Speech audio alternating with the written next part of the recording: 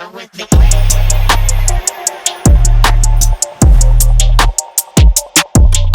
I notice about his brothers don't be listening, man. I know, and that's what I'm saying. You're wasting your time. See, the difference between me is I was raised by my granddad, so I just got used to.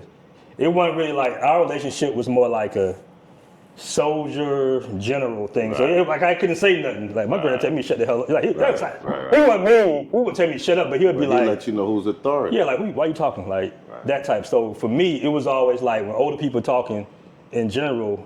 Have some respect. Yeah, just let them, because a lot of times, man, brothers will put you on game. You know what I mean? Like older gentlemen put you. I feel like I'm here in the position I am because I listen to older gentlemen. Good guidance. You know what I'm saying? I listen to TaylorMade. I listen to Charles Tyler. Yeah. You know what I mean? But some guys feel like they got to figure it out on their own. This is the problem sometimes. Sometimes people mistake intelligence with experience and wisdom. You can't buy wisdom. Wisdom comes over time. Right. You got to put in the work to have wisdom. You know what I mean? Now, some people can be a little wise for their younger age, but you can't intellectually get yourself around wisdom. Some brothers are just wise, and they don't have to go to school or get a degree and all this other shit. And sometimes the most intelligent guys make the most foolish mistakes. You see them; they make the mistakes with women. Big they time. make the mistakes with business. Big time, You know what I'm yep. saying? Because just for you being smart, that's something that's passed down from your family lineage. You know, and that's so. It's sometimes it's not enough, and sometimes intelligent people think they hold their nose up to everybody else, but it's not enough. It's funny, man, because I remember when I first saw my $100,000 in cash, right? It was from a dude that sold bootleg Air Force Ones back in the day, the white ones. Right. And he had bought into a franchise. I'm just gonna say, I didn't say the name, but he bought into a franchise, and he would make minimum orders, but he would have so I said to myself, this dude ain't even got a high school diploma, but he's the first man that showed me $100,000 in cash. That's right. But then I see people that got the 9 to 5s who got the degrees, and they struggling paycheck to paycheck. Yeah. So right there, and I was about 14.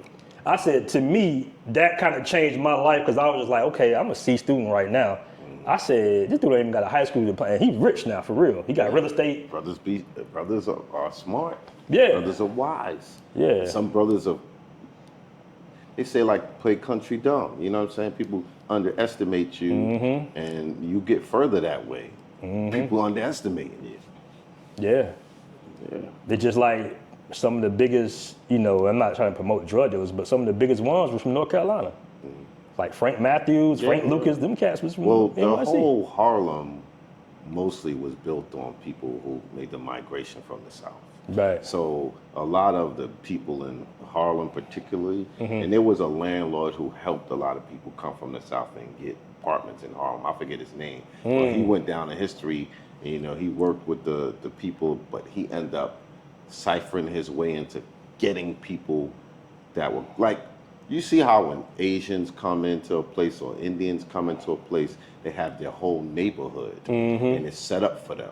The people there got the food, they got the vegetables, they got the rice, the things that they need for their culture. They'll have a whole neighborhood set up that way. And that's how Harlem used to be, where it was set up where the people from the South could come and get the things that they need, get the things that they was used to, and have someone there to give them housing and so on and so forth. We kind of lost that. We used to have that, but the other communities could have that. That's why you see, if it's Brazilians that they live in a whole area in Queens. They live in a whole area in Boston. Same thing with You know what I'm Dominicans, saying? right? Right.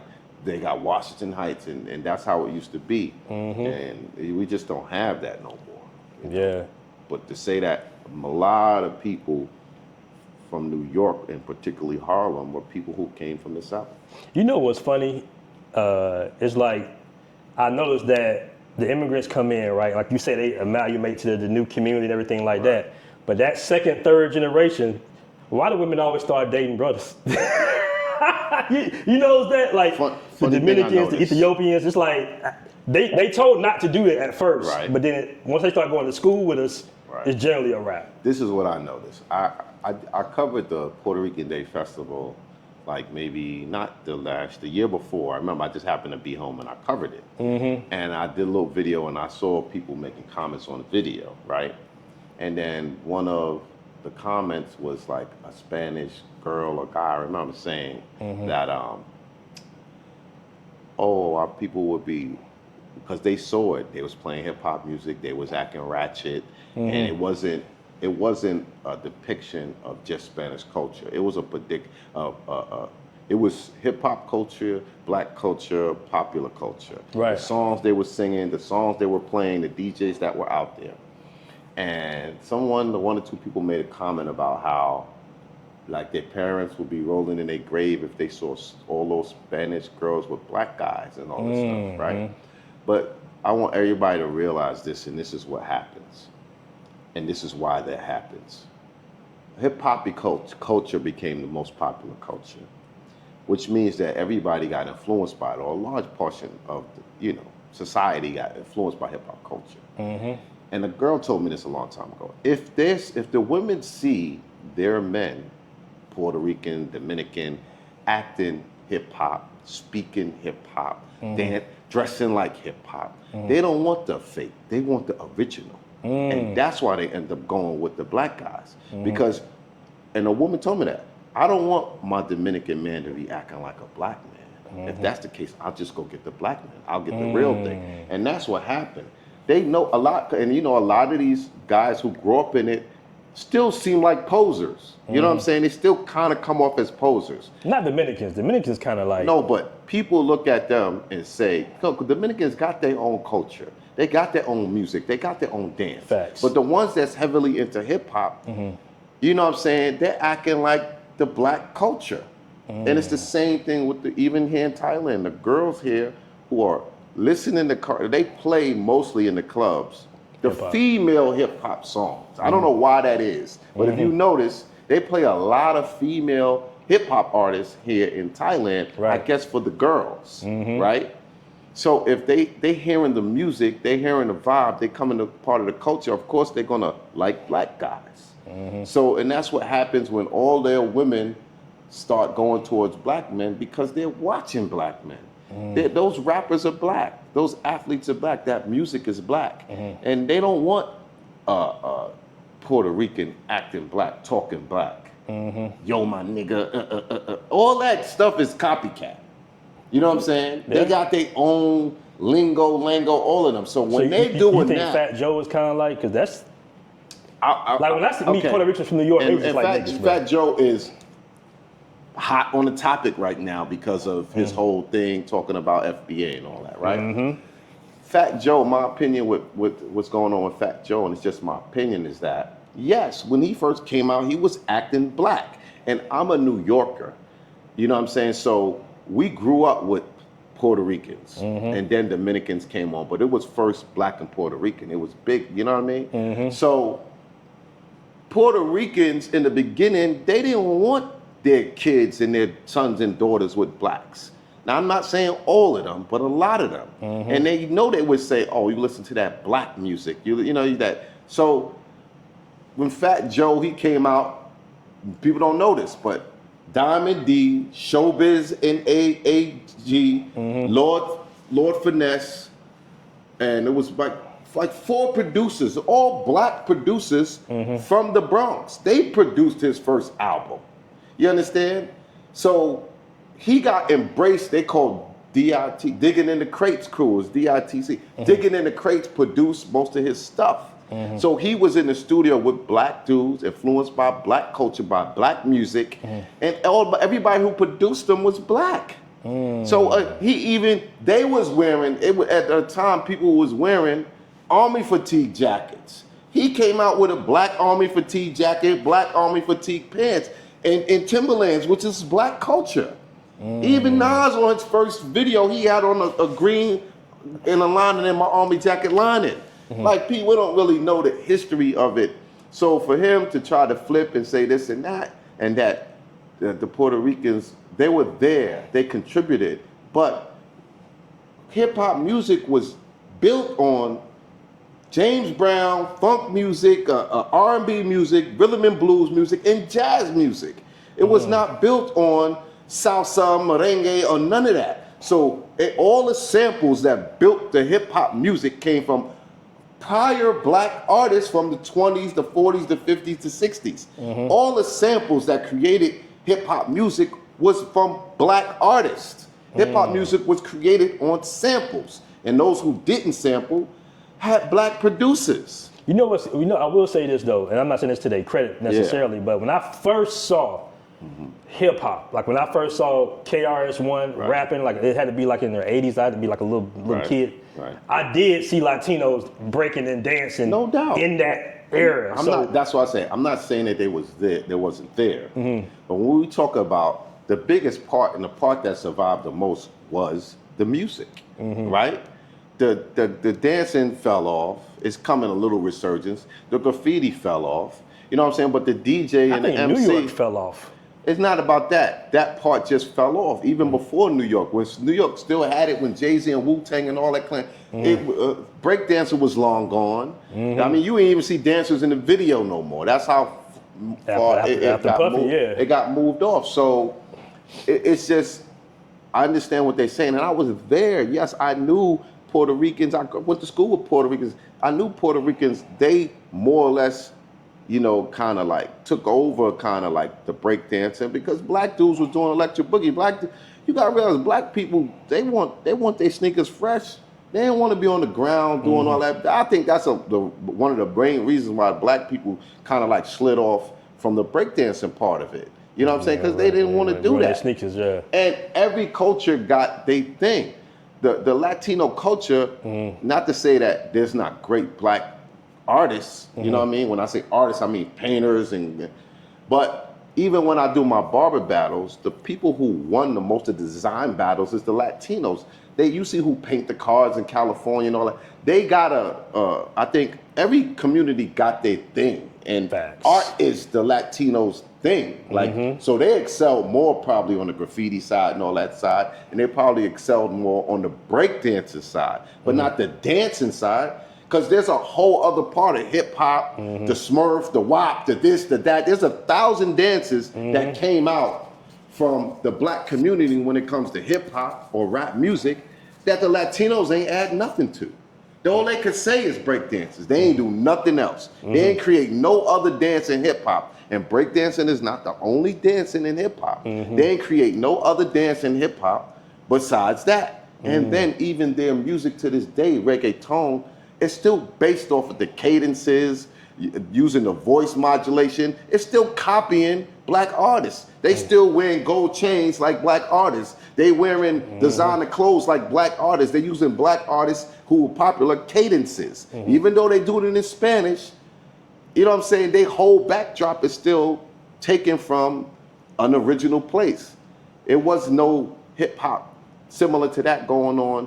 And even with the Caribbean people, they came and assimilated to hip hop, black American culture. Their parents might have been born in Jamaica or wherever, but most of them was born here. And most of them assimilated to the communities they lived in, which was black culture. We didn't sample reggae tunes to make hip hop. There was no reggae. Later on, yes, we incorporated it, but hip hop music in the first 1,000 records probably didn't have no Caribbean, you know what I'm saying? Even the beginning groups when Bob Marley and them, they was doing Motown songs over. Motown wasn't doing reggae songs over. A lot of them early groups did Motown songs over some of them dub plates. So I know people gonna have their own thing and this and that, but I'm old enough to have been there, to have seen a lot, to grow up in New York and seen it from its inception. I'm probably the same age or older than Fat Joe, probably older than Fat Joe, you know what I mean? Yeah, Fat Joe surprised me with that one. I thought he was kind of like... But you gotta realize, I know this.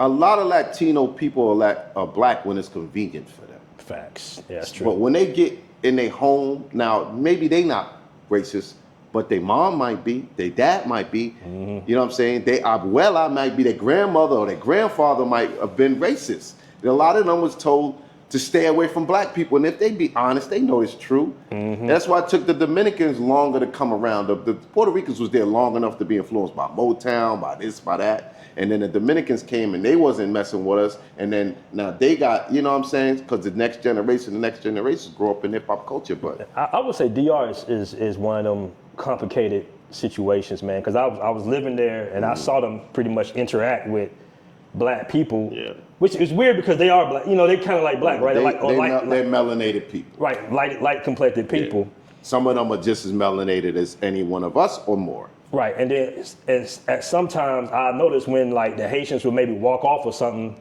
then the Dominican girl might say something under her breath like, "Oh, like they're trying to figure out." The thing about DR is they're trying to figure out where you're from. Right. Like, are you Black American or are you Haitian or because you got Haitians trying to pass like Dominicans, right? So they'll say he act like he's Dominican, but I know he's Haitian. Well, that was created by their forefathers. I forgot which one of the older presidents made it clear that he didn't want them to be mixed with that, and they're all on the same island, and you know, so that's passed down. All that bigotry is passed down. We better than y'all better than us. I stay away from this, stay away from that. You know, that's a story bigger than us, honestly. You know what I'm saying? It really is, because we got our own little situations in the States, but like living there, I kind of noticed that. Now, from my I didn't see no issues, no problems, nothing like that. They had said they were going to expel 10,000 Haitians and police was going to be everywhere. I didn't see that in San Domingo. You know what I'm saying? But I did see sometimes I saw a bunch of brothers on buses, Haitians on buses. I was like, damn, that's messed up. Yeah. But Marwa got into it there too because they thought he was Haitian. Which Haitians are.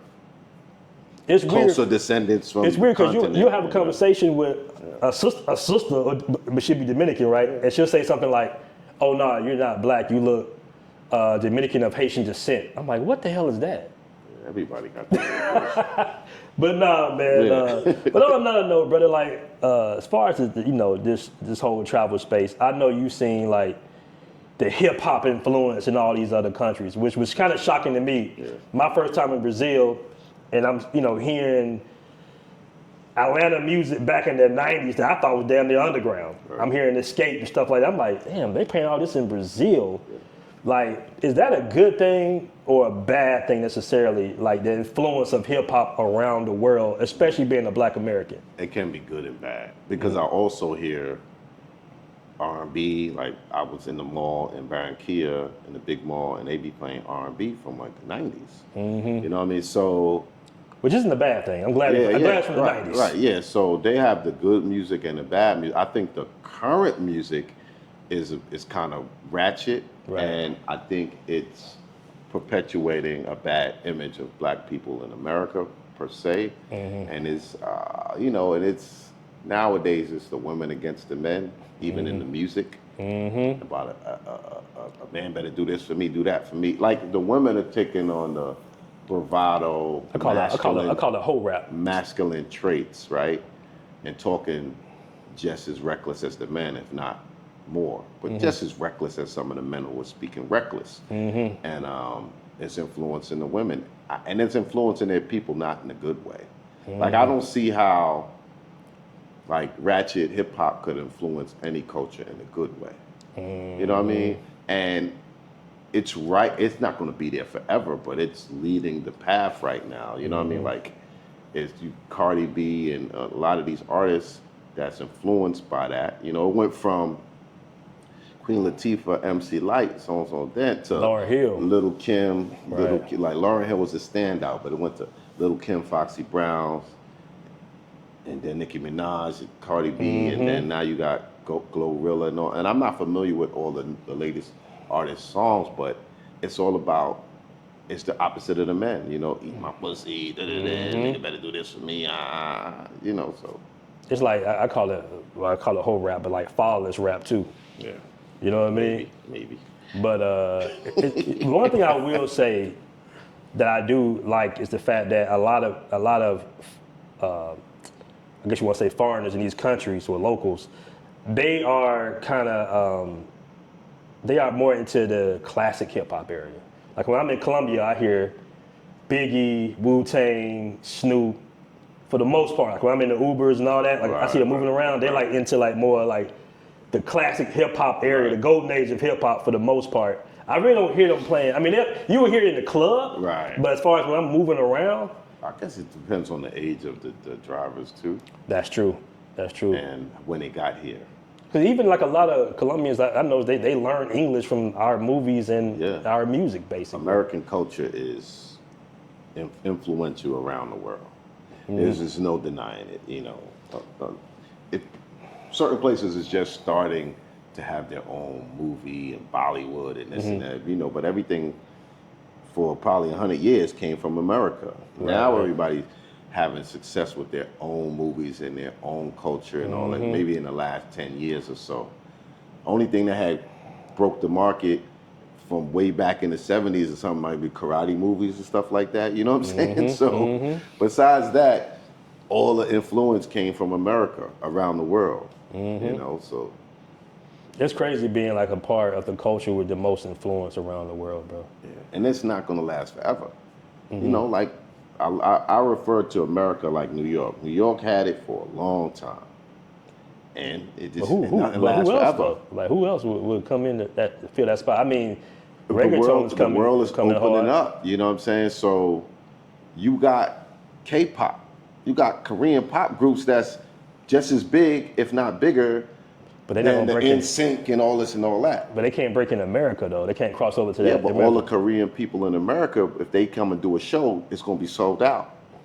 Just like all the Latin artists, the Dominican dudes, those groups that went from Menudo to this one to that one, if they could do Madison Square Garden too now.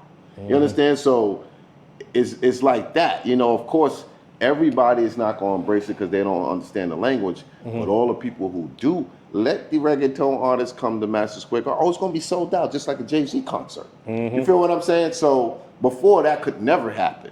But now there's groups in other countries that are so big.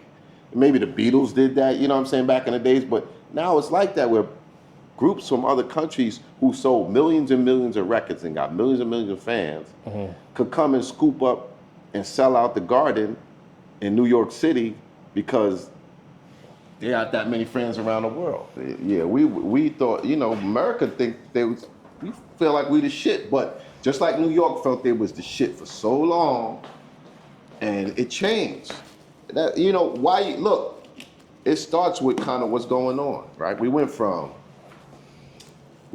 everybody thinking that it could never happen in New York, and now you got everybody complaining about moving out of America. So if the Americans don't like America anymore, right? And they're embracing other countries and other cultures, the crown is getting taken away from America.